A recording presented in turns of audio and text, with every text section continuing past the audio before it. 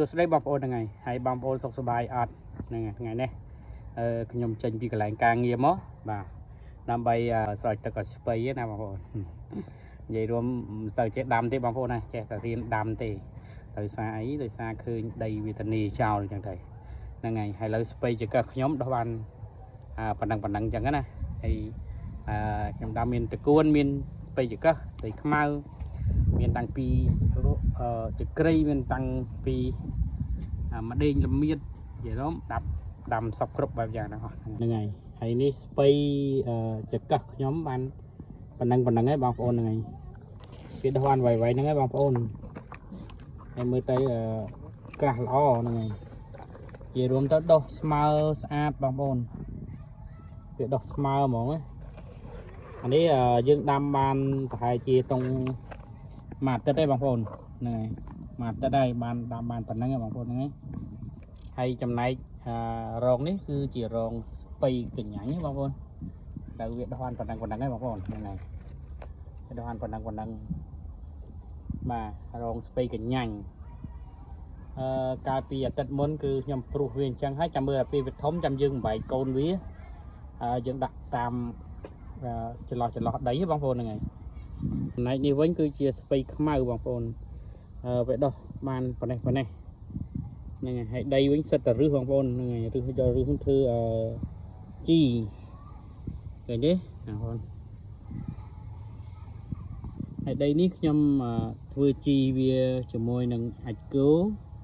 ហើយនឹងរឹសសម្រាមអីអញ្ចឹងណាបងប្អូនយើងធ្វើឲ្យវាដើម្បីឲ្យវាជក់ទឹកហ្នឹងហើយជក់ទឹកអញ្ចឹងទៅធ្វើឲ្យដីយើងមានសំណើមអញ្ចឹងយើងធ្វើឲ្យស្ពៃយើងមានសុខភាពល្អហ្នឹងហើយแล้วបងប្អូនមើលស្ពៃហ្នឹងហើយដោះល្អណាបងប្អូនហើយដីខ្ញុំនេះគឺខ្ញុំធ្វើអំពីនិយាយរួមទៅខ្ញុំប្រើជីអាចគោប្រើសម្រាមអីផ្សេងដែលងាយឲ្យលួយណាហ្នឹងហើយដើម្បីយើងធ្វើ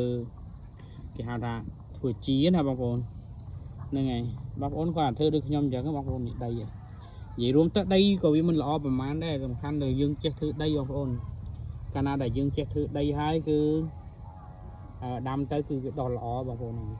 ពីចំណែកនេះវិញគឺជាស្ពៃខ្មៅបងប្អូនឥ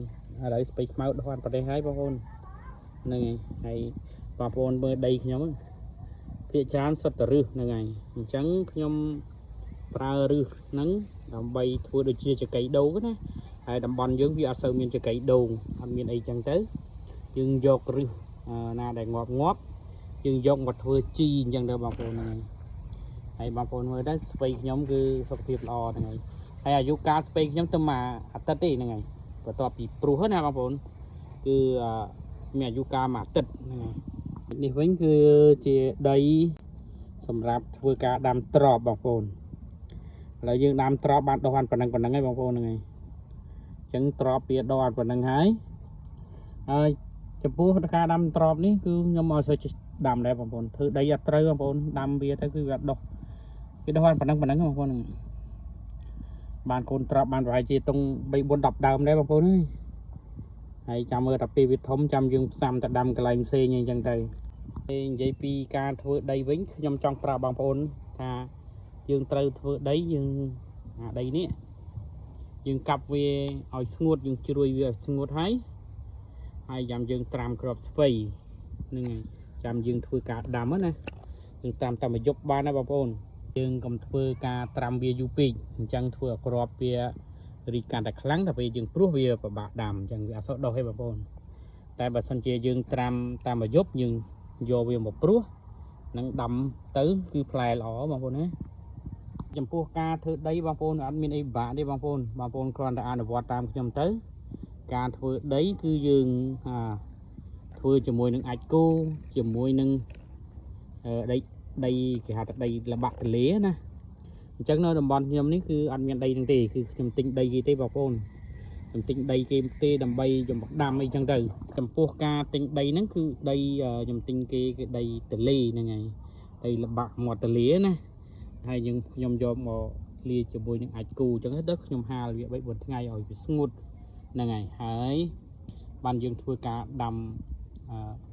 ស្ពៃយើងព្រុសគ្រាប់ស្ពៃណា តែពេលយើងព្រោះទៅវាដុះល្អអញ្ចឹងបងប្អូនវារួមដុះស្អាតបងប្អូនចាំមើលតែ3 4 5ថ្ងៃទៀតគឺឡើងខៀវស្ងាត់ហ្មងណាបងប្អូន